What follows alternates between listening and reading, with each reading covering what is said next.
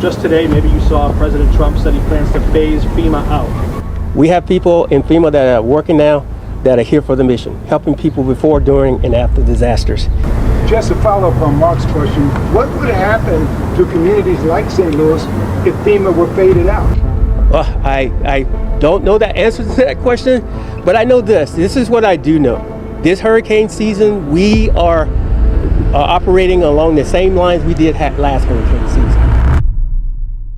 March 2025 has seen a dramatic shift in how the United States is handling disaster response. President Donald Trump's administration has announced plans to either dramatically scale down or completely dismantle FEMA. Trump says each state should be able to handle this. The governor should be able to handle it. And frankly, if they can handle it, the aftermath, then maybe they shouldn't be. Federal Emergency Management Agency, leaving state and local governments in a state of panic. The potential collapse of FEMA, which has been the backbone of federal disaster relief for decades, has raised alarming concerns. And while President Trump has made no secret of his disdain for the agency, this move has prompted a major reevaluation of how the country will manage natural disasters in the future. Trump's controversial remarks about FEMA have not been new. For months, he's publicly expressed his belief that the federal government should not be responsible for disaster management. States should shoulder the burden. I say you don't need FEMA, you need a good state government, Trump famously stated after visiting the Los Angeles fires in early 2025. We'll support and totally complete the rebuilding of every region and town and city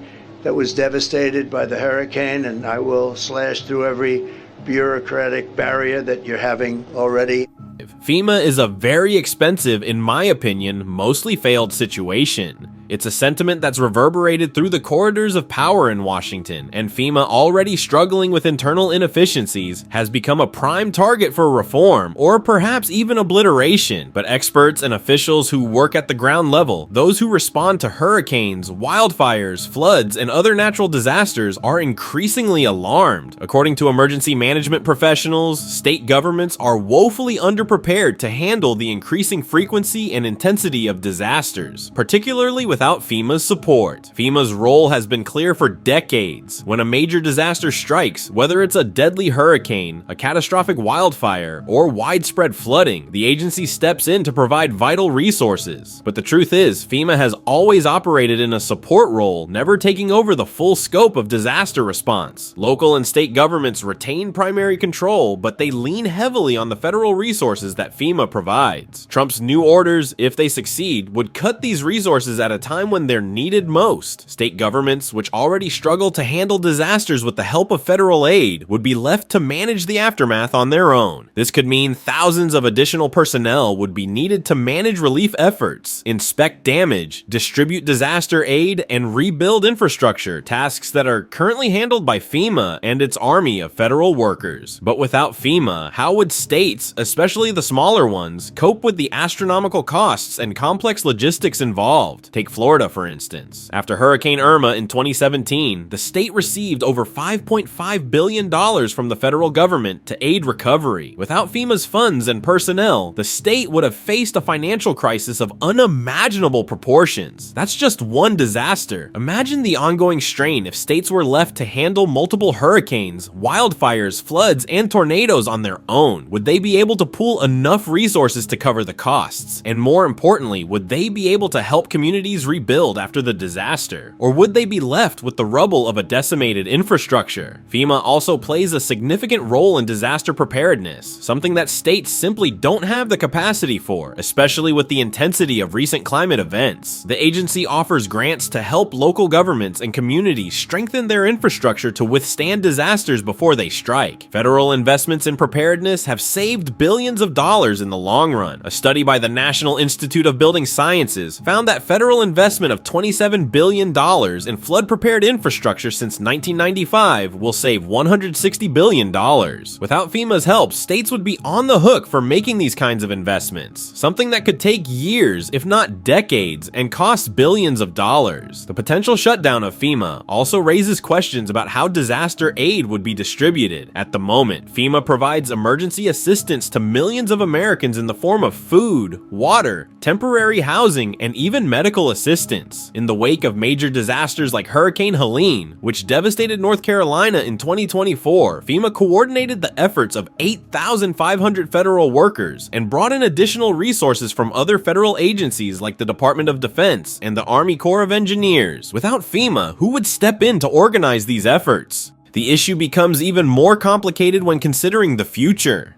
Climate change has made the severity of natural disasters worse, and as the frequency of these events rises, the demand for federal assistance has skyrocketed. As of 2025, FEMA is responding to 3 to 4 times as many disasters as it did in the 1980s. Given that the agency has already been overwhelmed by the sheer number of natural catastrophes, what would happen when states are left to manage their own disasters without the backup of FEMA's vast resources? The Trump administration's recent move to start phasing out FEMA is not without its critics. Former FEMA administrators, emergency management experts, and local officials have expressed grave concerns about the long-term consequences. Tim Manning, former FEMA deputy administrator, warned that states and localities are being set up for failure without federal aid. While some may argue that this is just an effort to reduce the size and cost of the federal government, the reality is that states, especially smaller and rural ones, do not have the financial resources or workforce to carry out such an immense task. If FEMA were dissolved, it could take years to rebuild a new system, and even then, it's uncertain if states could adequately fill the void left by the agency. Many states don't have the necessary staff, the infrastructure, or the funding to manage the scale of disaster recovery on their own, and without federal funding, the cost of recovery could skyrocket, placing even more strain on states' already stretched budgets. As states prepare for the potential reality of a world without FEMA, there's a growing sense of panic and uncertainty. Many emergency managers are scrambling to put contingency plans in place, exploring ways to fund their own disaster response and recovery efforts without relying on federal resources. But even with creative solutions, it's hard to imagine that states will be able to handle the growing number and intensity of disasters on their own. Trump's executive order mandates a review of FEMA's mission, with the goal of reducing waste, fraud, and abuse within the agency. The idea is that state governments should bear more responsibility for disaster management.